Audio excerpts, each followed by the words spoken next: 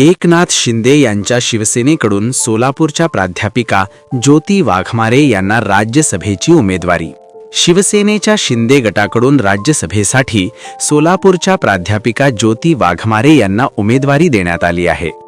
ही घोषणा पक्षाचे प्रमुख नेते व राज्याचे उपमुख्यमंत्री एकनाथ शिंदे यांनी गुरुवारी अधिकृतपणे केली। राज्यसभेच्या उमेदवारीसाठी शिवसेनेकडून अनेक नावे चर्चेत होती। त्यामध्ये माजी खासदार राहुल शेवाले आणि गजानन कीर्तिकर यांची नावे आघाडीवर मांडली जात होती। मात्र अखेर सर्वांना आश्चर्याचा धक्का देत प्राध्यापिका ज्योती वाघमारे यांच्या नावावर शिक्कामोर्तब करण्यात आले। दरम्यान एकनाथ शिंदे हे मुख्यमंत्री असताना ज्योती वाघमारे यांनी शिवसेनेत प्रवेश केला होता। त्यानंतर 2024च्या निवडणूक प्रचारात त्यांनी सक्रिय भूमिका निभावली। शिवसेनेच्या मुख्य प्रवक्त्या म्हणून त्यांनी राज्यस्तरावर पक्षाची बाजू जोरदारपणे मांडली।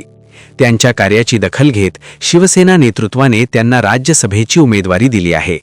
त्यामुळे शिवसैनिकांमध्ये आनंदाचं वातावरण निर्माण झाले आहे।